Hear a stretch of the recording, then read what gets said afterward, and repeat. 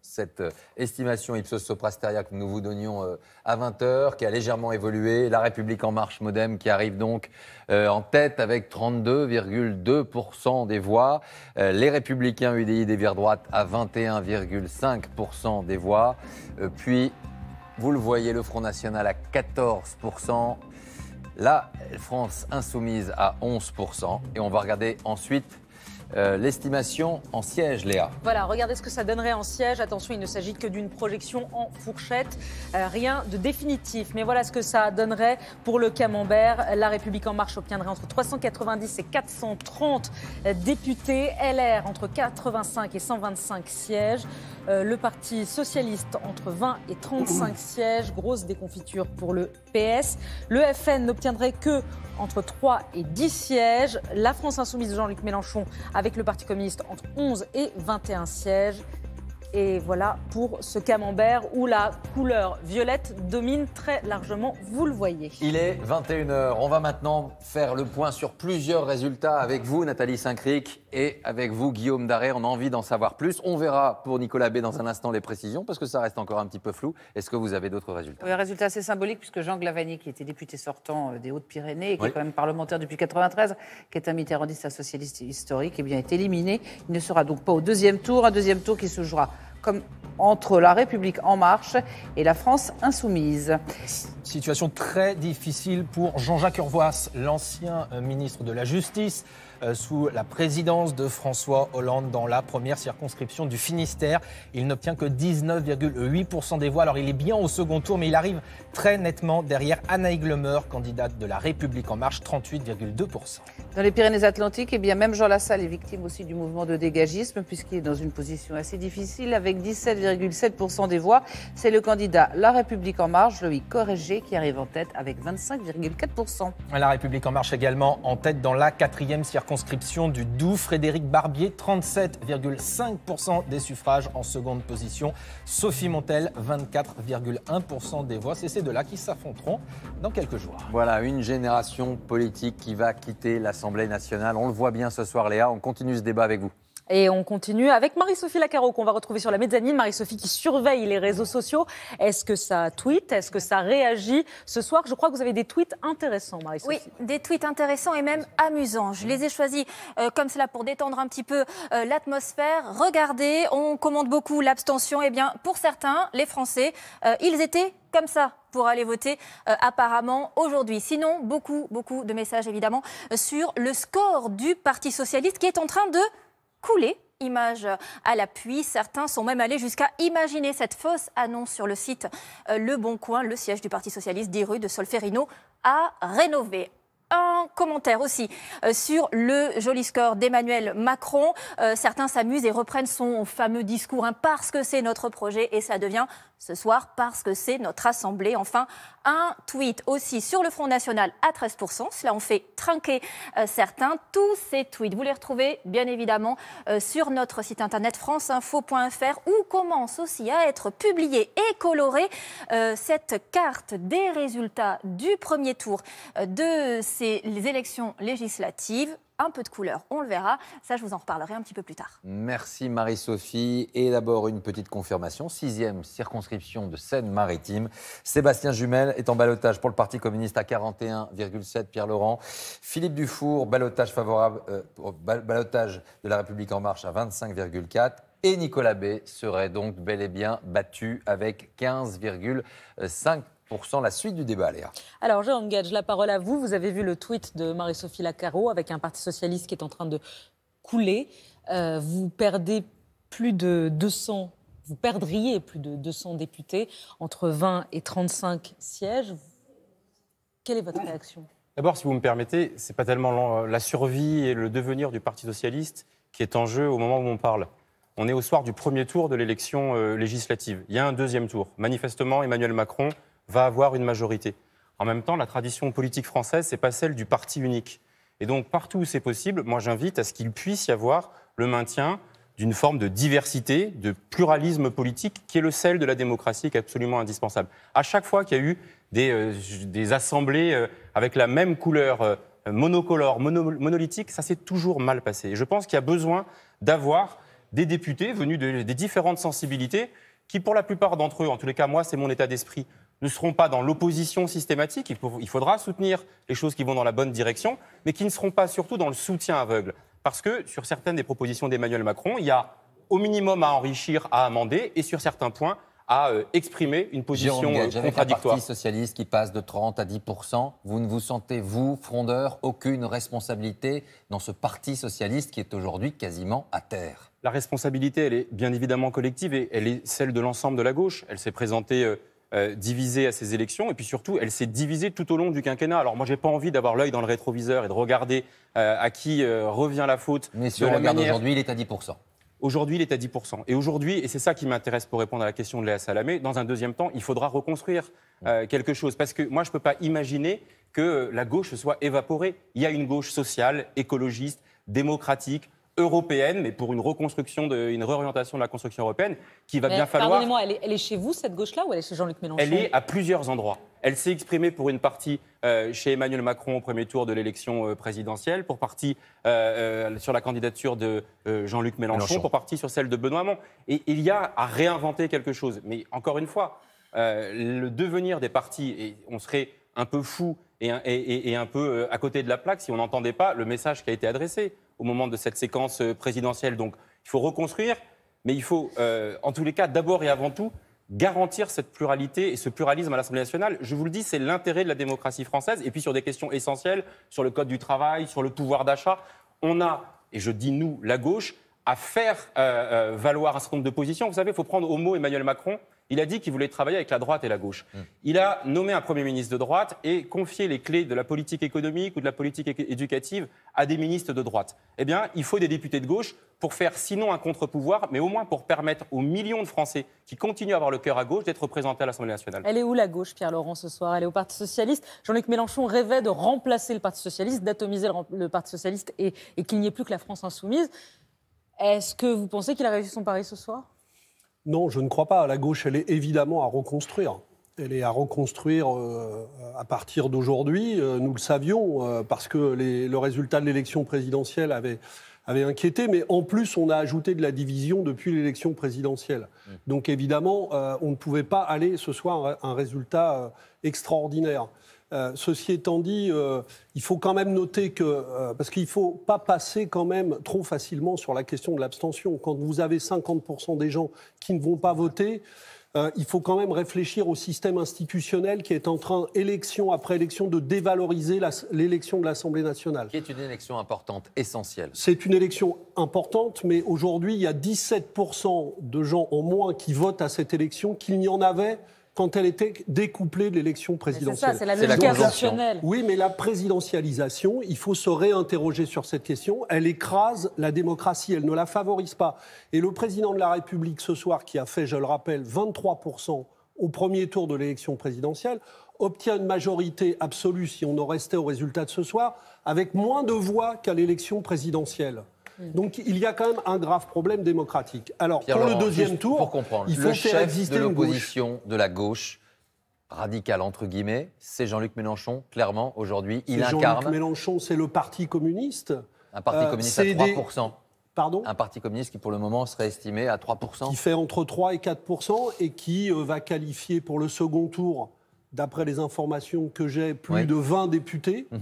20 Ce qui vous candidats, permettrait de constituer un groupe. Donc ça veut dire que nous sommes en situation, la constitution d'un groupe reste jouable. Et c'est très important parce que la diversité politique dans l'Assemblée nationale va être un gage pour reconstruire la gauche et puis pour faire face à la politique d'Emmanuel Macron. Une question à vous, Brice. Est-ce que le Parti socialiste est en train de vivre ce que le Parti communiste a vécu depuis 20 ans? Est-ce que le Parti socialiste va prendre beaucoup de temps avant de retrouver ses positions d'il y a pourtant pas si longtemps, il y a 5 ans?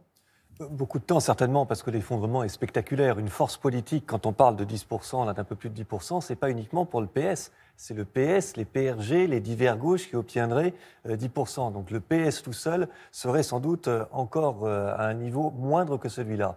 Et on voit bien qu'il est pris idéologiquement et en termes de leadership aussi dans une tenaille où il n'a pas de leader qui permettrait demain d'incarner un renouveau. Et puis surtout sur le contenu programmatique, il est écartelé. Voilà, il est écartelé entre Jean-Luc Mélenchon et Emmanuel Macron. Donc les Français d'ailleurs sont persuadés que c'est une crise durable pour le Parti socialiste, à plus de 70%, et non pas simplement un moment difficile à passer au sein d'une demande de renouvellement importante. Ça vaut aussi pour la droite républicaine. Alors justement, pour la droite républicaine, je vais vous donner la parole, Brice Teinturier, avant d'entendre Hervé Mariton qui va commenter ce résultat de la droite, mais parce que vous avez des indications très précises sur ce qu'ont fait les électeurs de François Fillon aujourd'hui. Oui, parce que rappelons que le score, le niveau de la droite traditionnelle est aussi assez catastrophique par rapport à 2012. C'est un recul considérable, historique, qui nous ramène plutôt au niveau de 1981 pour la droite, qui n'était quand même pas un très bon cru pour elle.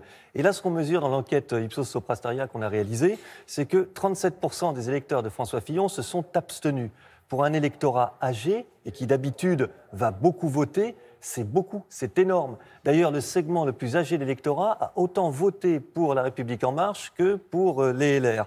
Et puis on a également sur les électorats de premier tour de la présidentielle, eh bien 21% des électeurs de François Fillon qui ont voté pour les candidats de La République En Marche. Donc on voit aussi une droite traditionnelle qui pourrait être extrêmement réduite et qui est prise en étau par une République En Marche qui a un Premier ministre de droite et qui fait des propositions qui plaisent à beaucoup de ses électeurs. Hervé Mariton, une réaction à ce que dit Brice Teinturier.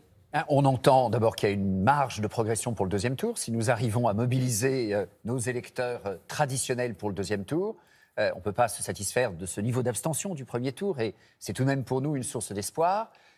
Vous le dites aussi, le risque du parti unique, parce qu'au fond, la rénovation de la vie politique qu'a exprimé Emmanuel Macron. Moi, j'adhère volontiers. La rénovation, ça me va bien. Mais quand la rénovation de la vie politique, ça se résout aujourd'hui dans un niveau catastrophique d'abstention, avec par ailleurs un risque de parti unique, et il faut bien le dire, un grand nombre de candidats d'En Marche qui viennent, pour la grande majorité d'entre eux, de la gauche. Vous posiez la question, où est-ce que la gauche se trouve aujourd'hui ? Assez largement dans En Marche. Il y a quelques personnalités qui ne viennent pas de gauche, mais la grande majorité vient de la gauche. Je trouve au fond que c'est sans doute, mais c'est un homme de qualité qui cache l'essentiel de gens venant de la gauche. Pardon, les deux ministres de Bercy, ceux qui impulsent et qui font la politique économique, il me semble qu'ils viennent de chez vous. Non mais regardez les députés, si je peux me permettre. Ça a été largement étudié par nombre de vos confrères. Une grande part d'entre eux, quand je regarde dans la Drôme par exemple, mais c'est vrai ailleurs en France, vient de gauche. Donc je trouve que la rénovation, l'échec de l'abstention, l'échec qui serait celui d'un parti unique demain à l'Assemblée nationale et un échec avec un renouvellement politique qui n'est pas véritablement au rendez-vous, eh bien, s'il vous plaît, j'encourage ceux qui nous regardent, y compris ceux, en effet, qui se sont abstenus ou ont voté autrement au premier tour, de voter pour les Républicains au deuxième. Une question, on vient de le voir national, une question personnelle. Oui. Nous sommes en train de vivre la fin d'un cycle politique. Je suis désolé, qu'allez-vous faire, vous ? Est-ce que vous devenez un retraité de la vie politique ce soir, sincèrement ? Je ne veux pas vous pousser vers la retraite, mais juste... Je suis trop jeune pour ça et trop enthousiaste pour ça. Simplement, j'ai fait le choix de ne pas me représenter parce que, au fond, le renouveau, je me le suis appliqué à moi-même. Il y a beaucoup de gens qui donnent des leçons à la planète entière. Moi, j'ai commencé par me donner la leçon à moi-même. Et donc, aujourd'hui... d'abord, j'assume avec beaucoup d'honneur et de bonheur mon mandat de maire de Cré. Et au passage, le candidat LR est en tête dans ma ville. C'est évidemment une satisfaction quand la droite était troisième à l'élection présidentielle. Donc il y a parfois des réalités locales. Et puis au reste, je cherche du travail. J'essaye de mobiliser mon énergie, peut-être des talents si j'en ai, pour être utile à mon pays, être utile à l'intérêt général autrement. Parce que je pense qu'on peut faire des choses très heureuses et très utiles à l'Assemblée nationale. Je l'ai fait avec beaucoup de bonheur, beaucoup d'engagement. Mais je pense aussi qu'à un moment, il y a une nécessité de renouveau, se ressourcer, travailler, réfléchir. Et les leçons que beaucoup donnent aux autres, j'ai commencé par me les donner à moi-même. Donc je cherche du boulot. Dans quel secteur ? Écoutez, j'ai l'opportunité en effet de passer mes offres de manière très large le CV sera donc et très audible. Pour la suite. Toutes les bonnes volontés peuvent se rencontrer. Voilà, c'est symbolique, mais c'est important. Oui. Une page se tourne, la vie politique bouge en France, elle est en train de changer, c'est la fin d'un cycle politique. Il faut l'assumer soi-même et pas uniquement donner des leçons. On retrouve maintenant Annick Girardin, qui est en direct de Saint-Pierre-et-Miquelon, je crois. Bonsoir, madame. Je voudrais juste d'abord poser cette question toute simple. Où en êtes-vous là-bas ? Bonsoir. Écoutez, après le premier tour, moi j'ai un résultat qui et un soutien à 40% par les Saint-Pierre-et-Miquelonais. Donc, j'ai jamais pensé que cette élection serait facile, puisque le premier tour des présidentielles à Saint-Pierre-et-Miquelon, c'est plus de 65% Jean-Luc Mélenchon et Marine Le Pen, avec en troisième position à l'époque Emmanuel Macron. Donc, un combat que je savais dur et qui va se continuer dans la semaine qui vient. Vous pouvez vous retrouver finalement sans mandat de député et sans poste de ministre la semaine prochaine en cas de défaite. Vous le savez, j'imagine. Oui, tout à fait. J'ai pris ce risque. Pour moi, vous savez, être légitime quand on est un politique, c'est être rattaché à un territoire, c'est venir d'une circonscription, c'est avoir le soutien de sa population. J'ai proposé à Saint-Pierre-et-Miquelon de rentrer dans cette dynamique nationale de changement des pratiques, de changement de méthode et de me soutenir. Et je souhaite mobiliser encore davantage pour le deuxième tour. Je suis à une égalité parfaite avec mon opposant qui, lui, est de droite, une droite qu'on appelle en métropole traditionnelle. Vous ne regrettez donc en aucun cas ce choix du président de la République et du Premier ministre qui vous imposerait finalement de quitter le gouvernement en cas de défaite? Non, c'était une règle. C'était une règle, je la connaissais. Et pour moi, il n'y a pas aujourd'hui de questionnement. C'est normal qu'un politique ait sa légitimité sur un territoire, soit soutenu par des électeurs, soit porté par des électeurs. On a cette force que l'on doit tirer des territoires. Merci à vous, Léa Salamé, c'est à vous. Merci Annick Gérardin. Je vais prendre la direction du point résultat pour de nouveaux résultats avec Nathalie Saint-Cric et Guillaume Darey. Un mot pour vous dire que vous nous rejoignez sur ce plateau Christophe Castaner, le porte-parole du gouvernement, qui est candidat également, ainsi que Danielle Simonet. Vous l'avez peut-être aperçu. Elle vient de rentrer dans France Télévisions. Elle sera là avec nous pour la France Insoumise. Mais d'abord des résultats, Nathalie. La confirmation pour Bruno Le Maire, le ministre de l'économie, est un ballottage très, très, très favorable. 44,5%, il sera opposé au second tour au Front National.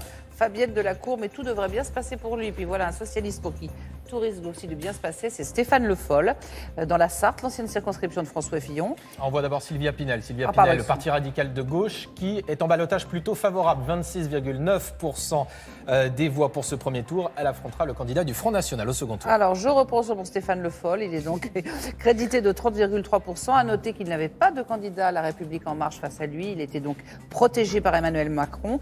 Il sera au second tour face au républicain Emmanuel Franco. Mais les choses, vu les reports, devraient bien se passer pour lui. Dans le Loir-et-Cher, Maurice Leroy pour l'UDI résiste bien face à la vague de La République En Marche. 38,1% des voix au premier tour. Au second tour, il affrontera justement la candidate de La République En Marche. Et puis en revanche, toujours dans le Loir-et-Cher, c'est terminé pour Ramayad, battue sèchement ce soir dans la première circonscription. Elle n'arrive qu'en 6e position. Merci à tous les deux. On revient vous voir dans quelques instants. Mais Laurent, d'abord, on va prendre des nouvelles de Manuel Valls. Oui, Manuel Valls, dans la première circonscription de l'Essonne. On attend bien évidemment ce résultat important pour l'ancien Premier ministre, celui qui voulait incarner cette nouvelle gauche, qui se l'est fait un petit peu substituer par Emmanuel Macron. Arnaud Boutet, vous êtes sur place. Où en est-on ce soir? On attend bien évidemment ce score de Manuel Valls du premier tour. Oui, on attend 22h, 22h30. C'est à ce moment-là que Manuel Valls devrait descendre ici dans le hall de la mairie d'Évry où il est enfermé dans un bureau à l'étage pour analyser de près ses résultats puisqu'il y a à peu près 80 bureaux à dépouiller. Alors pour le moment, on a assez peu d'éléments. Il semblerait qu'il pourrait être en tête dans certains bureaux, mais que la candidate également de la France Insoumise serait aussi en tête dans d'autres bureaux. Donc c'est assez serré. Manuel Valls, lui, est arrivé aux alentours de 19h45 ici. On l'a croisé quelques secondes à peine, il était souriant mais relativement silencieux et les seuls mots qu'il a pu prononcer devant les caméras c'était eh bien voilà pourquoi je ne voulais pas de journalistes pendant ma campagne. Entendez par là qu'il a mené une campagne sans médias nationaux en faisant du porte-à-porte, en allant voir les habitants de la circonscription sur les marchés et surtout sans évoquer bien sûr à aucun moment ni le bilan du quinquennat ni son expérience gouvernementale. C'est une campagne de terrain où il joue gros et il a beaucoup à perdre puisque je vous rappelle que Manuel Valls étant de revenir un petit peu dans le jeu politique grâce à cette élection-là. Il a face à lui 21 candidats dont certains sont un petit peu curieux puisqu'il y a le polémiste Dieudonné ou encore comme suppléant d'un autre candidat le chanteur Francis Lalanne. En tout cas Manuel Valls, lui pour l'instant est enfermé, je vous le dis, il devrait prendre la parole aux alentours de 22h, 22h30 pour des résultats consolidés. Merci beaucoup Arnaud Boutet. Juste une information à 21h19, c'est Patrick Menucci qui annonce son élimination dès le premier tour à Marseille. Il vient de le diffuser, il vient de le communiquer également. On va revenir sur l'ensemble de ces résultats dans un instant. Avec vous, Léa, la suite du débat. Oui, avant de vous donner la parole une dernière fois les uns et les autres, l'ex-ministre de l'Intérieur, Matthias Fekl, est éliminé dans la deuxième circonscription du Lot-et-Garonne. Les premiers résultats commencent à nous parvenir. On va en avoir de plus en plus à mesure qu'avance la soirée. Quel est le mot que vous retenez les uns et les autres de ce premier tour? Est-ce que vous retenez le raz-de-marée qui s'annonce pour La République En Marche et la défaite pour chacun de vos partis respectifs, ou est-ce que vous préférez mettre l'accent sur l'abstention? D'abord, je regrette un gâchis démocratique qui est en effet celui de l'abstention. J'entendais Édouard Philippe tout à l'heure dire la France est de retour. Chiche, on le souhaite. Ce message d'optimisme, je le partage. Simplement, si la France est de retour, les Français, eux, sont partis. La réalité est là. Les Français n'étaient pas au rendez-vous de l'élection. Les Français sont partis. Comment voulez-vous construire un espoir? Comment voulez-vous rendre l'optimisme au pays avec une participation aussi faible? Et donc, je crois, oui, que notre message, celui de la droite et du centre, doit être entendu, parce que s'il s'agit demain de conjuguer une dynamique dans notre pays, alors on a besoin du message qui est le nôtre. Oui, nous sommes favorables à la réforme du Code du travail, assumons-le, mais nous avons là-dessus probablement une longueur d'avance. Et il y a d'autres sujets sur lesquels nous pensons que l'exécutif aujourd'hui a des idées qui ne sont pas assez claires, sur lesquelles manifestement, je pense au danger du communautarisme, je pense aux enjeux de la politique familiale, sur lesquels nous avons un certain nombre de points à marquer. C'est aussi notre message, donc que ceux qui se sont abstenus à ce premier tour viennent apporter leur confiance pour qu'il y ait véritablement une force qui s'exprime et qu'il n'y ait pas en France demain un parti unique. Jérôme Guedj. Un mot. Un mot. Un tsunami. Mais un tsunami, c'est violent et ça peut faire mal. Et donc, dans le deuxième tour, il y a la possibilité de mettre quelques digues pour, si possible, le canaliser. Et moi, j'en appelle, je l'ai dit tout à l'heure, à un sursaut. Parce que je ne peux pas imaginer ce pays avec une forme de parti unique, avec des députés qui ne pourraient pas faire autre chose que mettre en œuvre des engagements qui, pour beaucoup, n'ont pas été précisés. Il y en a certains, moi, je suis prêt à soutenir certains des engagements d'Emmanuel Macron, mais il y en a d'autres sur lesquels il y a vraiment besoin de contre-pouvoir, de contre-propositions. Vous n'êtes pas si vieux, Jérôme Guedj, mais est-ce que vous avez l'impression, à l'aune des résultats ce soir, d'appartenir au monde ancien? Mais je ne sais pas ce que c'est le monde ancien, parce que la politique, moi, c'est des convictions, c'est de la détermination, c'est de l'allant, c'est de l'enthousiasme. Et ce n'est pas une question d'ancienneté, d'âge. Donc, tant mieux si En Marche a fait revenir vers la politique des gens qui avaient pu s'en éloigner. Mais si c'est pour. Ils n'ont pas voté. Si c'est pour, voilà, un, constater qu'il y a beaucoup d'abstention, et deux, pour être dans une politique dans laquelle le pluralisme, la diversité, la contradiction, la dispute apaisée qui fait le sel de la démocratie ne peut pas se mettre en œuvre, alors moi je dis qu'il y a un danger. Et encore une fois, j'entendais Édouard Philippe s'exprimer tout à l'heure. Je ne pense pas que ce soit lui rendre un grand service. Et moi, je pense même qu'il faut plutôt mettre en place cet enrichissement, ces contre-pouvoirs partout où c'est nécessaire. Et vous parliez de renouvellement. Le renouvellement, il est apparent, il n'est pas forcément réel à bien des moments. Oui, mais bon, vous me laissez parler alors, Léa. Je saisis ma chance. Et on laisse parler dans ce débat. Pierre-Laurent va parler. Pierre-Laurent, un mot, mais juste après, on doit vraiment aller jeter un petit coup d'œil du côté de Thierry Charles-Ferrand. Allez-y. Oui, non, pour moi, le mot ce soir, c'est la menace qui existe sur la démocratie avec le risque d'une assemblée archi-dominée par En Marche et par les Républicains, parce que les Républicains, on l'a vu sur le Code du travail, ne seront pas une opposition, ils seront un aiguillon pour aller plus loin. Et puis les menaces sociales qui pèsent avec les projets d'Emmanuel Macron. Donc j'appelle à la mobilisation. Il y a plusieurs dizaines de circonscriptions qui peuvent être à gauche dimanche prochain. Il faut largement se mobiliser pour ça partout. 21h23, on va prendre la direction maintenant de la 6e circonscription du Finistère, où Richard Ferrand arrive en tête avec 33,9% des voix devant Gaël Nicolas, des Républicains avec 18,1%, le ministre de la Cohésion des Territoires qu'on va tout de suite écouter. Pour ce qui me concerne, malgré vos efforts méritoires, je constate que les Finistériennes et les Finistériens m'ont réitéré leur confiance à hauteur de presque 34%. Que dans toutes les grandes communes, comme dans les plus petites, il y a eu l'expression de cette confiance. Les Finistériennes et les Finistériens ont jugé. À 21h24 et avant d'accueillir Christophe Castaner, porte-parole du gouvernement sur ce plateau, on vous redonne les estimations Ipsos Sopra Steria pour ce premier tour des élections législatives. La République En Marche arrive donc en tête avec le MoDem avec près de 32,2% des suffrages, suivi par les Républicains et l'UDI, 21,5% des voix. Le Front National obtient 14% des suffrages. La France Insoumise de Jean-Luc Mélenchon, 11%. Le PS et ses alliés, 10,2%. 3% pour le Parti communiste, 3% pour Europe Écologie Les Verts. La projection en siège maintenant, Léa. On va regarder tout cela avec effectivement La République En Marche qui arriverait avec 390 à 430 députés dans cette nouvelle Assemblée nationale.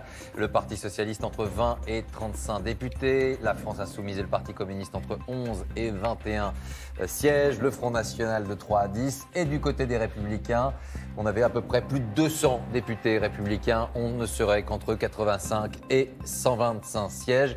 C'est une vraie révolution qui est en marche apparemment, Brice.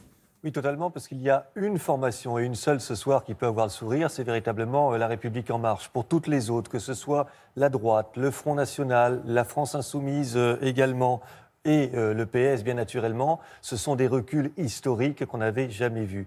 Et du coup, il faut expliquer pourquoi, avec ces 32% des voix, il pourrait y avoir une simulation en siège qui donne autant de sièges à La République En Marche. C'est parce qu'elle est qualifiée avec ce niveau-là dans pratiquement toutes les circonscriptions.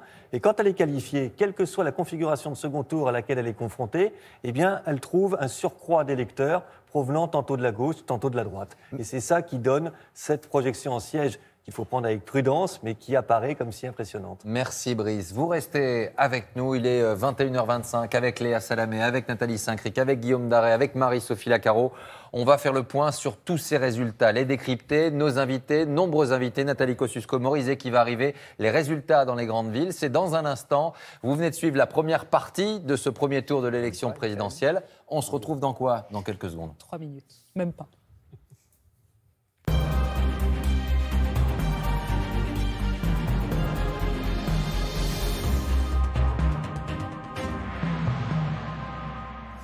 Les 3 minutes les plus courtes de l'histoire de la télévision. De 10 secondes, on est passé Les femmes ne savent pas donner l'heure. L'heure a leur rapport au temps. Que voulez-vous? Allez, 21h26. On est très heureux de vous retrouver, de nous rejoindre, vous en tout cas, pour cette deuxième partie de notre édition spéciale consacrée à ces résultats du premier tour des élections législatives, avec beaucoup d'enjeux. D'abord, cette forte abstention de ce dimanche, et puis cette vague, La République En Marche, qui semble être annoncée dans la perspective de dimanche prochain.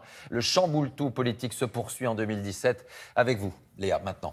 Oui, et on va accueillir donc Christophe Castaner. Bonsoir à vous, merci de nous rejoindre. Vous êtes porte-parole du gouvernement. Qu'est-ce que vous retenez ce soir? Le score de La République En Marche ou cette abstention record historique jamais vu sous la Ve République? D'abord l'abstention qui est notre échec collectif, qui, même si elle a profité, on a vu que ceux qui ont voté pour Emmanuel Macron sont restés mobilisés, sont restés rassembleurs et ont fait leur travail. Mais globalement, cette abstention est mauvais signe pour notre démocratie. Et donc on a 7 jours pour aller sur le terrain, et j'appelle tous les candidats, quel que soit leur parti politique ou les couleurs qu'ils défendent, à se mobiliser pour redonner confiance dans cette élection. Et qu'est-ce qui s'est passé selon vous? Quelle est votre analyse? Comment vous expliquez qu'il n'y a pas un enthousiasme des Français pour aller voter aujourd'hui? Je crois qu'on a eu une campagne extrêmement longue, comme jamais dans l'histoire politique on en a une. Elle a commencé par les primaires, celle du Parti Les Républicains. Donc elle s'est poursuivie, et donc il y a objectivement une fatigue. Il y a eu un soulagement avec la victoire d'Emmanuel Macron. Il y a aujourd'hui un vrai soutien politique, on le voit dans le résultat des candidats de La République En Marche. Mais en même temps, rien n'est fait. L'élection, elle se joue en 2 tours. J'ai entendu celles et ceux qui s'expriment depuis tout à l'heure, qui appellent aussi à la mobilisation. Je pense qu'il faut faire la même chose aussi pour tous les candidats de La République En Marche, pour donner une vraie majorité à Emmanuel Macron, à Édouard Philippe, et pour faire en sorte que dans chaque département, dans chaque circonscription, il y ait des candidats qui représentent cette majorité présidentielle et qui puissent agir pour les habitants de ces circonscriptions, pour les entreprises, pour les agriculteurs. Vous êtes candidat dans la 2e circonscription des Alpes de Haute-Provence. Ça donne quoi pour vous?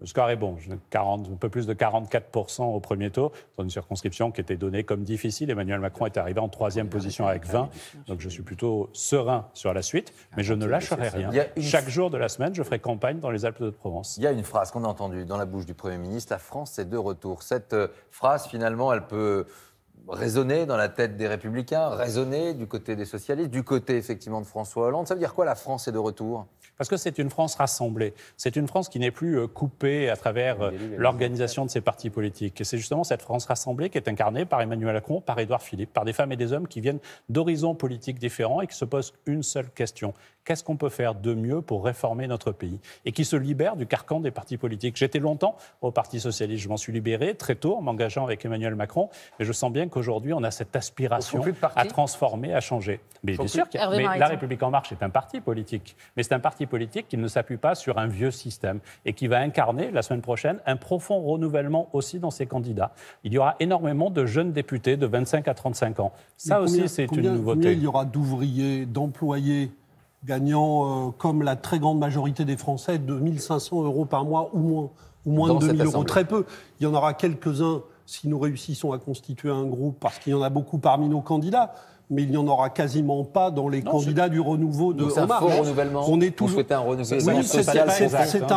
C'est un renouveau qui recrute toujours dans une petite catégorie de la population. Non, ça n'est pas le cas. Il y a des candidats chômeurs, il y a des candidats ouvriers, il y a des candidats agriculteurs qui ont autant de respect et qu'il faut en avoir pour chacune et chacun d'entre nous. Je vous donne rendez-vous. On regardera la composition sociologique de l'Assemblée nationale après le second tour. Et vous verrez que non seulement elle ne s'est pas démocratisée, mais qu'elle risque de s'être technocratisée davantage par rapport à ce qu'elle était précédemment. Donc derrière le discours du renouveau, il y a beaucoup d'illusions et il faudrait y regarder de beaucoup plus près. Est-ce que Christophe Castaner, vous considérez qu'il y a un risque derrière un tel raz-de-marée ? Non, ce n'est pas un risque, parce que de toute façon, vous savez très bien que toute élection se joue dans une circonscription. Il n'y a pas un raz-de-marée, il y a un gagnant ou une gagnante. Mais moi, ce que je voudrais dire et indiquer à mon voisin, c'est qu'on a 77% de nos candidats qui ne sont pas issus du mandat électif, qui ne sont pas des professionnels de la politique, qui ne sont pas des apparatchiks, parce que... Et on en a eu beaucoup trop. Mais je ne vous fais pas ce reproche, mais ne me le faites pas non plus. Et donc, on a aujourd'hui cette capacité, justement, à avoir des femmes et des hommes qui n'étaient pas en politique et qui viennent en politique. Et c'est, je crois, la meilleure réponse aussi à la mobilisation. Il y a aussi beaucoup de conseillers qui venaient de la politique. Non, assez peu, mais sur 577 candidats, vous avez des gens qui ont un parcours comme moi. Non, mais vous avez des gens comme moi qui sont députés sortants, Et dans mon département, vous aurez demain une autre candidate qui devrait être élue, qui n'a jamais été élue députée. Dans les Hautes-Alpes, département voisin, c'est la même chose. C'est ça le renouvellement aussi. Mais quand on nous dit, vous restez avec nous juste une minute. On a 11 ministres qui viennent de la société civile. Vous savez très bien que ces 11 ministres viennent tous du monde politique et des cabinets ministériels. Françoise Nyssen, par exemple, elle vient de quelle culture politique ? Françoise Nyssen. La ministre de la Culture qui était éditrice. C'est l'exception qui confirme la règle. Vous restez avec nous. C'est juste une seconde. On est en duplex avec Gilbert Collard. Quelques secondes avec lui, avec le Front National qui n'est pas présent et représenté sur ce plateau. On va retrouver Gilbert Collard. Bonsoir, merci d'être avec nous. Juste première question. Où en êtes-vous dans votre circonscription à Vauvert, dans le Gard ? Ce n'est pas qu'à Vauvert, hein. Vauvert est une ville de ma circonscription. Mais écoutez, ça fluctue de temps en temps. Dans quel sens ça fluctue ? Je suis en train de vous le dire. De temps en temps, je suis en tête, et puis de temps en temps, je ne suis plus en tête, et puis de nouveau, je suis en tête. Bon, enfin, cela étant dit, je m'en fous. Ce qui compte, c'est que je vais mener un combat contre cette République. Ça fait plaisir à vos électeurs, j'imagine, que vous en foutiez. Non, mais je me fous de... Pourquoi vous voulez me faire dire ce que je n'ai pas dit ? Alors, j'ai mal compris. Je viens de dire que je me moque de ce qui est pour l'instant l'incertitude. Sinon, je ne peux même pas vous répondre. Enfin, soyez quand même pas trop méchants avec moi. Bon, alors, je voulais dire quelque chose, s'il vous plaît. Je voulais dire que je me battrai jusqu'au bout contre cette République que veut mettre en place M. Macron. Elle se traduit par un fait que personne ne signale dans sa signification sociologique et historique, c'est l'abstention. M. Macron est un homme qui veut vivre la politique sans la politique, qui veut vivre le peuple sans le peuple. Et on le voit par l'abstention effarante qui frappe. Et vraiment, il faut appeler les électeurs qui vont voter pour qui ils veulent à se mobiliser. Ils ne peuvent pas déserter la démocratie, c'est pas possible. C'est pas possible. Ouais. Et je crois que ce qu'on voit aujourd'hui est inquiétant. Oui, Gilbert Collard, un commentaire sur le score du Front National au niveau national, justement. Marine Le Pen avait obtenu 21% des voix au premier tour de l'élection présidentielle. Là, ce soir, vous tournez autour de 14% selon les premières estimations. Elles sont passées où, les voix du Front National? Mais écoutez, c'est très décevant. Moi, je pense qu'il faut absolument remobiliser nos troupes, nos électeurs, qui, comme beaucoup d'électeurs du reste, ceux des Républicains également, ceux du Front de gauche, ne se sont pas mobilisés parce qu'il doit y avoir une espèce de lassitude. Je crois que M. Macron est un hypnotiseur. Il a réussi à endormir médiatiquement et politiquement les gens. Il faut qu'il y ait un réveil, mais pas seulement pour nous, pour tous les mouvements politiques. On ne peut pas avoir un Parlement d'hommes et de femmes soumis qui vont permettre au gouvernement de diriger par ordonnance. Enfin, quand même, on va élire des parlementaires qui, s'ils sont de la majorité présidentielle, vont renoncer à leurs prérogatives dès qu'ils arriveront dans l'hémicycle. C'est pas possible, quelles que soient les idées que l'on a. Merci à vous, Gilbert Collard, d'avoir réagi en direct sur France 2, en direct du Gard de votre circonscription. Beaucoup d'enjeux dans la capitale ce soir. Plusieurs ténors de la vie politique jouent leur survie ce soir. Bonsoir, Maryse Burgot, vous êtes à l'Hôtel de Ville. Est-ce que vous avez des premières tendances, des premières estimations, des résultats partiels concernant les grandes personnalités à Paris ? Eh bien non, Léa, parce que vous savez, les bureaux de vote à Paris ferment à 21h et on aura des premières estimations un peu plus tard. On sait seulement que l'une des candidates de Paris, Nathalie Kosciusko-Morizet, est encore ici, dans son bureau de l'Hôtel de Ville de Paris. Vous savez qu'elle a un bureau puisqu'elle est chef de file du parti Les Républicains. Nathalie Kosciusko-Morizet qui a hérité d'une circonscription dite en or, mais qui, malgré qu'elle était Macron compatible, eh bien, s'est retrouvée en face d'elle avec un candidat de La République En Marche et qui avait aussi à affronter deux dissidents Les Républicains. Pour l'instant, pas de résultat pour Nathalie Kosciusko-Morizet qui ne devrait pas tarder à prendre sa voiture pour venir chez nous puisqu'elle est invitée sur notre plateau. Merci à vous, Maryse. Et je précise, puisque j'ai fait une petite erreur sur l'heure tout à l'heure, que les bureaux de vote ne ferment pas à 21h, mais à 20h dans la capitale. Un résultat important. Première circonscription de la Somme, résultat très attendu. Et c'est pour La République En Marche, Nicolas Dumont qui arriverait en tête avec 34,1%. Il devance François Ruffin, le documentariste qui était soutenu par la France Insoumise, à 24,3%. Pour le Front National, Franck de la Personne, comédien de son état, est à 15,9% et donc battu. Il ne pourra se maintenir dans cette première circonscription de la Somme. Juste une information pour le Parti Socialiste, Pascal Boitard réalise et ne réalise que 7%. Léa. Benjamin Griveaux nous a rejoint absolument, ainsi que Daniel Simonet qui est là pour la France Insoumise. Bonsoir à tous les deux. Thierry Solaire pour Les Républicains. Thierry Solaire, vous êtes candidat dans les Hauts-de-Seine. Est-ce que vous avez déjà des tendances chez vous ? C'est du vote électronique à Boulogne-Billancourt, donc les résultats définitifs 42,6 au premier tour. Et j'avais une dissidente de droite qui a fait 31%. Donc je remercie bien sûr les électeurs. Moi, j'ai porté depuis le démarrage, dès le lendemain de la campagne présidentielle du premier tour, un message, je crois, assez clair. On a appelé, nous, à voter clairement pour Emmanuel Macron. Et moi, j'ai regretté que ma famille politique donne le sentiment de tortiller en ne donnant pas son nom. Et deuxièmement, elle vous reproche, vous, d'avoir tortillé, parce que vous étiez l'organisateur de ces primaires. Finalement, vous aviez un poste clé important au sein des Républicains, et certains, peut-être, vous reprochent, peut-être, je dis bien, d'avoir été très vite du côté d'Emmanuel Macron. Laurent Delahousse, quant au second tour d'une élection présidentielle, vous avez le Front National qui est présent face à Emmanuel Macron, et il y a deux attitudes. Soit vous n'êtes pas clair, soit vous êtes clair. Moi, je l'ai dit dans la plus grande clarté, j'ai appelé à voter pour Emmanuel Macron, parce qu'il n'y avait pas de doute à avoir. Deuxièmement, les Français ont éliminé François Fillon dès le premier tour de la présidentielle. C'est inédit depuis dans la Ve République. Et par nature, ce discours de vengeance, de vouloir se venger de cette défaite, n'était en rien ce que les Français attendaient de nous. Et moi, je l'ai dit, on a été très nombreux maintenant à porter ce message-là. Ce que nous voulons faire à l'Assemblée nationale, c'est participer, à aider à prendre toutes les bonnes mesures. Et vous n'êtes pas pour autant en rupture avec votre propre parti ce soir, vous êtes républicain pour toujours. Je suis les Républicains. Ce que je souhaite, c'est que ma famille politique soit majoritaire à être dans cette position-là et qu'on sorte des postures politiciennes. Qui n'est pas le cas pour le moment, selon vous ? Je ne le crois pas. Nous verrons au Parlement dans 10 jours. Parce que les postures politiciennes qui consistent à s'opposer à tout, surtout, tout le temps, parce qu'on est dans un groupe qui n'est pas le groupe majoritaire, sont irresponsables, le pays va mal. Il y a aujourd'hui une grande cohérence de la part des Français, de toute évidence, à vouloir donner une majorité forte au président de la République que les Français viennent d'élire. Est-ce que les Français dits de droite, qui attendent de leurs représentants, qui seront manifestement peu nombreux au Parlement, c'est qu'ils aident toutes les bonnes réformes? Et puis quand il y a des sujets où on ne sera pas d'accord, qu'on puisse obtenir des avancées. Je crois que c'est ça, qu'on soit constructif. Parlez de clarté, Thierry Solère. Est-ce que si vous êtes député dans une semaine, vous voterez la confiance à Édouard Philippe?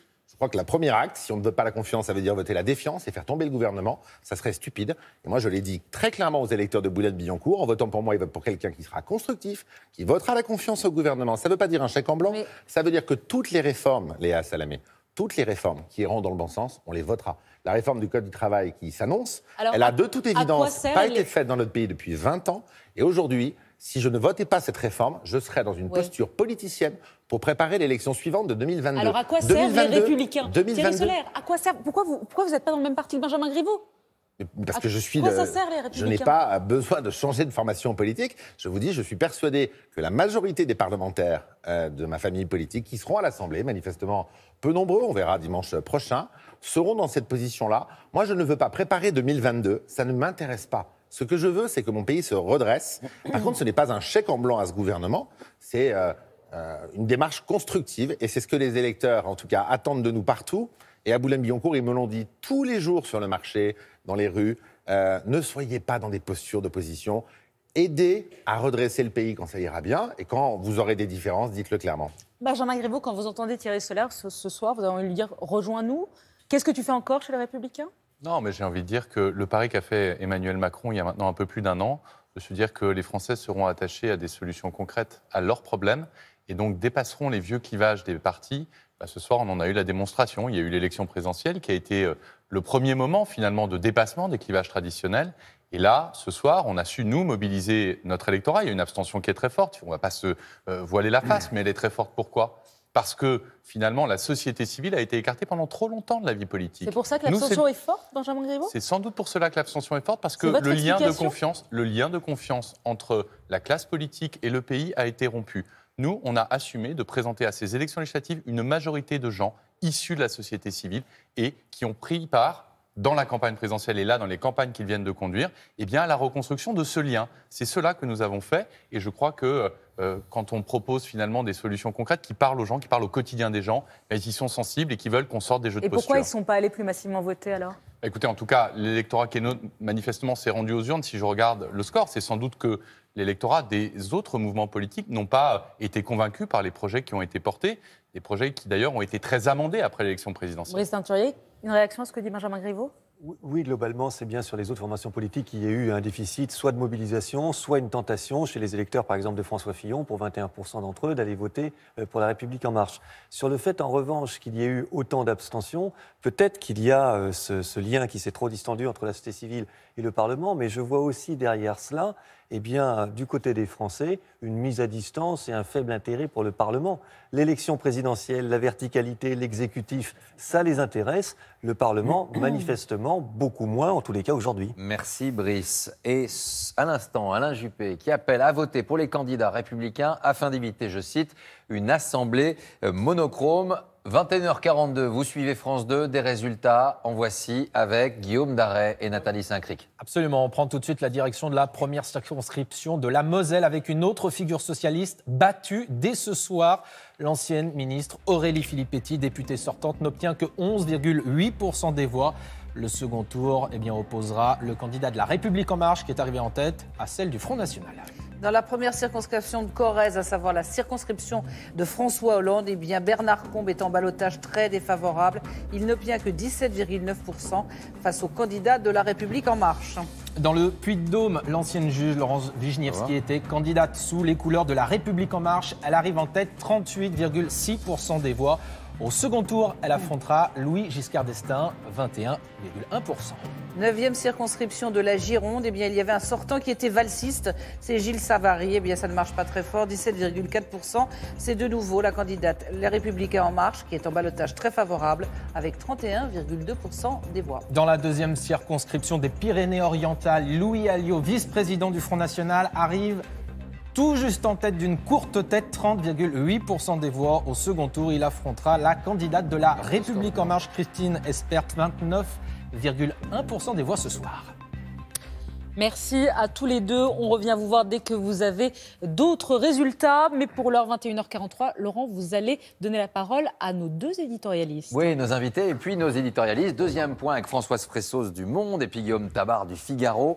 Françoise Fressos, finalement, est-ce que actuellement on se retrouve dans une situation où on évite les choses trappes? C'est ça la phrase que vous avez prononcée cette semaine dans Le Monde, c'est qu'Emmanuel Macron a évité les choses trappes durant cette campagne. Il est intouchable, Emmanuel Macron? Il profite, à mon avis, des institutions de la Ve République et il en profite parfaitement. Il y a le fait présidentiel. Il en a profité. Chaque étape est importante. Premier tour, il se qualifie alors qu'il n'a que 39 ans, il n'est pas élu. Deuxième tour, il se qualifie face à Marine Le Pen en faisant le nouveau clivage entre France ouverte, France fermée. Troisième tour, il installe en France En Marche. Et quatrième tour, il aura sans doute la majorité absolue. Donc, on voit que ces institutions de la Ve République, lorsqu'elles sont bien maîtrisées, permettent une véritable révolution par les urnes. Alors après, la difficulté pour lui, c'est est-ce qu'il suffit d'avoir une forte majorité à l'Assemblée nationale pour réformer le pays? Parce qu'il ne faut pas oublier que la finalité de tout ça, c'est transformer le pays. Et on voit dans les sondages Les Français lui donnent un chèque en blanc ou pas? C'est là que c'est très compliqué. En fait, on voit bien que les institutions ont amplifié la vague Macron et qu'en même temps, quand vous regardez les sondages, notamment sur la réforme du droit du travail, qui va être la première grande réforme importante, 50-50. C'est-à-dire que vous avez une France assez coupée en deux.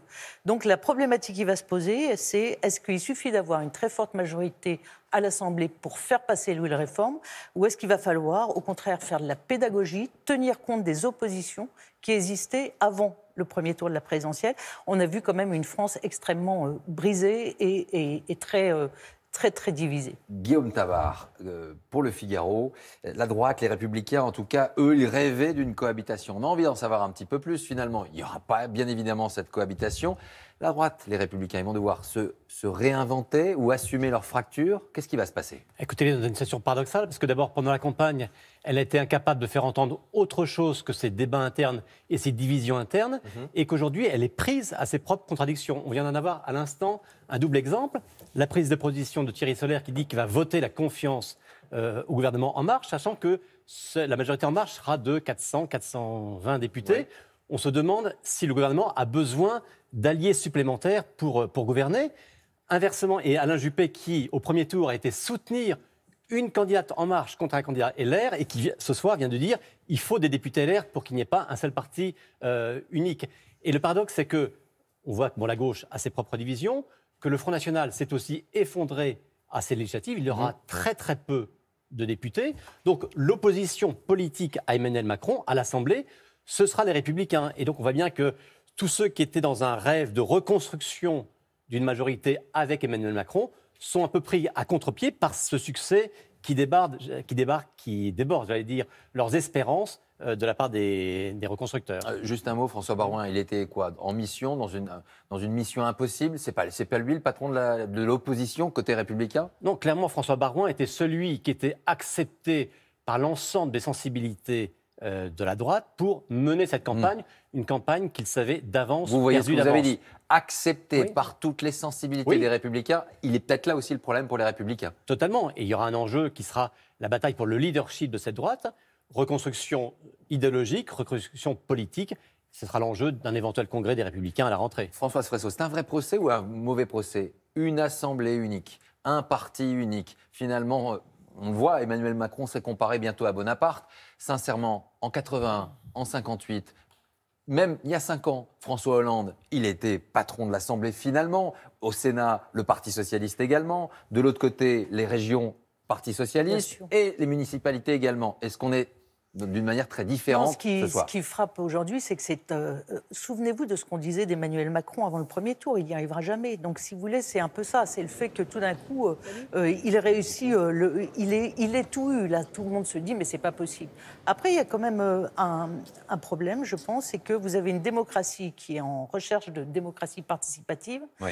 On voit bien, effectivement, l'abstention, elle est sans doute liée aussi au fait que le Parlement est moins bien vu qu'avant et que donc, il va falloir quand même trouver dans cette période-là une façon d'intéresser les citoyens directement aux réformes et à ce qui se passe. Sinon, il risque d'y avoir effectivement une assemblée extrêmement, une majorité extrêmement cohérente, mais en même temps un peu coupée des Français. Guillaume Tabar, est-ce que comme Nicolas Sarkozy, Emmanuel Macron vous bluffe? Il a réussi une opération politique la plus incroyable de ces dernières décennies. Mais ce qui est frappant dans le résultat de ce soir, c'est qu'il a été au bout du dynamitage du système politique. Les Républicains se sont effondrés, le PS est au bord de la disparition et le FN est abattu. Mais on regarde les projections du second tour, mais n'oublions pas le premier tour. La République En Marche, c'est environ 32%. C'est un résultat très élevé, mais quand on compare, c'est plutôt moins que le PS après la victoire du Mitterrand, c'est moins que l'UMP après la victoire de Sarkozy. Donc, on est dans un phénomène... Mais c'est un parti qui n'a peut-être pas la même histoire. Tout à fait, c'est pas la même histoire. Mais en même temps, on voit bien que c'est un succès politique incontestable. Mais la France n'est pas macronisée, puisque on parle depuis le début de la soirée de l'abstention. Et surtout, sur quoi s'est fait lire Emmanuel Macron? Sur le fait qu'il apportait du renouveau. Et depuis un mois, on a une forme de Macron-mania qui dit il y a un vent nouveau qui s'ouvre sur la démocratie. On nous dit il y a des candidats nouveaux qui sont différents des autres. Et on voit bien que cette offre politique, pour l'instant, elle ne suffit pas à dépasser les électeurs. Merci beaucoup à tous les deux. Thierry Solaire, juste une petite question. C'est qui le patron des Républicains ce soir et puis même dans les semaines à venir? C'est ça là aussi un petit peu la question. Un homme de synthèse ou un homme qui finalement a fixé un cap, une ligne? Je vais répondre à votre question, mais je voulais dire à Guillaume Tabar, que j'écoute avec grand intérêt régulièrement, que je ne partage en rien ce qu'il vient de dire. Le pays va très mal. Il y a 9 millions de pauvres, 6 millions de chômeurs. Je suis un homme de droite, je suis membre des Républicains. J'ai organisé la primaire de ma famille politique et je n'ai en rien changé de valeur depuis l'élection présidentielle. Mais à un moment donné, on peut préférer son pays à son parti et considérer que dans les conditions qui sont celles qu'aujourd'hui notre pays connaît, il faut arrêter les postures politiciennes. Ça n'intéresse Guillaume Tabar en rien les Français de savoir qu'on se positionne pour des congrès. Ils s'en fichent. Ce qu'ils veulent les Français, c'est qu'à l'Assemblée nationale, on participe à redresser le pays, qu'il y ait des bonnes mesures qui soient prises, toutes celles qui n'ont pas été prises depuis 20 ans dans notre pays. Et moi, je préférerais toujours mon pays à mon parti. Je n'ai pas changé de valeur et c'est pour ça que je m'engagerai en ce sens à l'Assemblée nationale. Qui sera l'évolution à droite, la question qui m'est posée. Écoutez, on verra. Moi, je pense que la majorité des députés LR de l'Assemblée nationale seront sur cette position d'une droite constructive qui aidera le gouvernement à mettre les bonnes mesures. Merci, et puis après, on verra ce que les partis politiques vivront. Merci Thierry Solaire. 21h51, on prend la direction de Metz, où on retrouve Aurélie Filippetti, ex-porte-parole du candidat Benoît Hamon, ex-ministre de la Culture. Vous êtes candidate ce soir à Metz. Est-ce que vous avez des premières tendances, est-ce que vous avez des premiers résultats pour vous? Oui, malheureusement, c'est le candidat En Marche qui est en tête avec le Front National qui est en deuxième position. Donc je ne serai pas qualifiée pour le second tour de cette élection législative. Qu'est-ce que vous ressentez ce soir face à cette défaite? Écoutez, c'est évidemment une grande déception et en même temps, c'est difficile de lutter contre une vague. Je pense que nous qui avions tiré la sonnette d'alarme sur la déception que ressentait une partie de notre électorat de gauche pendant les années qui viennent de s'écouler, eh bien, nous avons été emportés comme d'autres, comme quasiment tous les candidats du Parti socialiste. Donc je crois que quand la gauche n'assume plus ses valeurs de gauche, eh bien, elle est battue. C'est la leçon que je tire de ce premier tour. Aurélie Filippetti, le Parti socialiste vit la catastrophe électorale de 93 en pire, si j'ose dire, puisque vous allez perdre énormément des centaines de députés. Comment vous en êtes arrivé là? C'est la faute à qui, si j'ose dire? Écoutez, les responsabilités, elles sont partagées, mais ce qui est certain, c'est que partout à l'étranger, que ce soit en Allemagne, que ce soit en Grande-Bretagne, quand le PS renie ses valeurs, quand le PS renie les gens qu'il doit défendre, le monde du travail, le monde ouvrier, le monde des salariés, le monde des petits retraités, eh bien, quand on oublie pour qui on est là, pour qui on fait de la politique, eh bien, on est collectivement battu.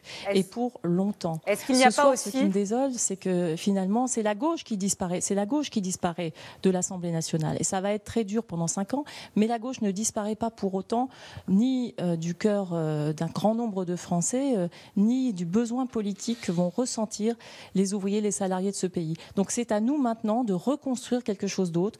Peu importe, je dirais, le Parti socialiste, ça se fera peut-être en dehors du Parti socialiste, c'est certainement une page qui se tourne, mais si le Parti socialiste est en grande difficulté, en tout cas la gauche, elle, n'est pas morte. Et on aura besoin de la gauche dans les années qui viennent pour protéger justement tous ces gens qui souffrent et qui vont sans doute souffrir davantage de la politique très libérale qui risque d'être menée. Vous dites que la gauche n'est pas morte, est-ce que le Parti socialiste est mort ce soir ? Sans doute, c'est une page qui se tourne, en tout cas. Et cette terrible défaite, bien, nous devrons en tirer les conséquences. On ne peut pas, finalement, dans un même parti, avoir des gens qui veulent démanteler le Code du travail et puis des gens qui sont attachés aux protections sociales. Je pense que c'était une forme, finalement, de cohérence que réclamaient nos électeurs, une clarification, et elle va avoir lieu. Maintenant, ceux qui veulent d'une politique libérale, ceux qui finalement renient le clivage droite-gauche, eh bien, ils vont se retrouver avec En Marche. Et puis nous, qui sommes attachés à une certaine idée de la gauche, que certains peuvent trouver finalement peut-être ancienne, mais je crois qu'on a du travail à faire. Mais ce besoin-là, il existera. Il y a 1 million de pauvres en plus en France depuis la crise de 2008.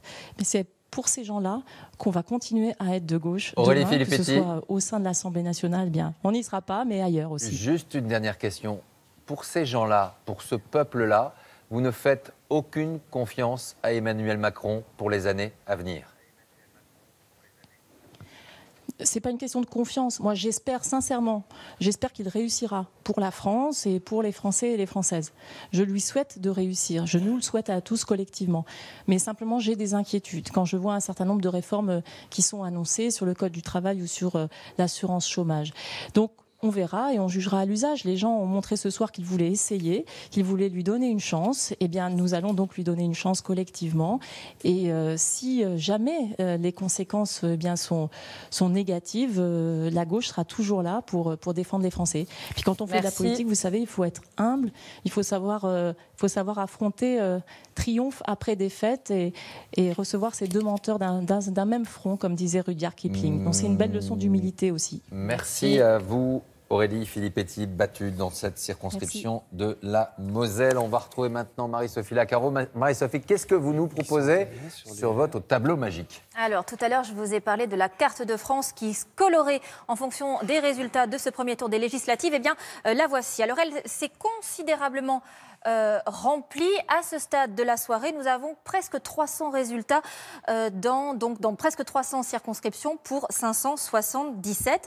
En gris, les circonscriptions où nous ne les avons pas encore. Et la couleur qui s'affiche, c'est celle du candidat qui arrive en tête dans sa circonscription. Quand on regarde comme ça, qu'est-ce qu'on voit? Plutôt un patchwork, c'est l'impression générale. Mais quand on rentre dans le détail, évidemment, beaucoup de violet. C'est la couleur de La République En Marche. Également, toutes ces touches de orange. Il y en a une trentaine. Le orange, c'est la couleur du MoDem. Ce qu'on observe moins, c'est les Républicains en bleu et encore moins le Parti socialiste en rose, le FN aussi. Ce que l'on remarque, c'est qu'il est en net repli par rapport à la dernière présidentielle. Mais regardez, on a aussi retrouvé la carte des résultats du premier tour des législatives il y a 5 ans, en 2012. Et là, c'est net, du bleu, du rose. Quand on dit que les deux grands partis traditionnels sont en net recul aujourd'hui, c'est clair, net et précis. Merci à vous, Marie-Sophie, et à tout à l'heure. On accueille sur ce plateau 2 nouveaux invités à qui on va donner la parole dans un instant. Nathalie Kosciusko-Morizet, bonsoir à vous. Bonsoir. Et David Rachid pour le Front National. Bonsoir également. Mais avant de vous donner la parole, on part retrouver Hélène Hugues à Paris. On était en duplex avec Aurélie Filippetti il y a quelques minutes qui nous annonçait qu'elle était battue chez elle à Metz. Qu'en est-il de Jean-Christophe Cambadélis ? Eh bien, écoutez, à l'instant, Jean-Christophe Cambadélis vient de reconnaître sa défaite ici dans le 19e arrondissement de Paris. Il est sorti de son QG juste derrière moi pour s'exprimer devant les journalistes et annoncer qu'il était donc battu dans ce 19e arrondissement de Paris où il était élu sans discontinuer depuis 20 ans. Pour l'instant, un peu moins de la moitié des bureaux de vote ont été dépouillés et chaque fois, Jean-Christophe Cambadélis s'étant 4e, voire 5e position, loin derrière le candidat d'En Marche, Mounir Majoubi, qui obtient entre 35 et 45% selon les bureaux de vote. Le secrétaire d'État au numérique, un jeune trentenaire, le Benjamin du gouvernement.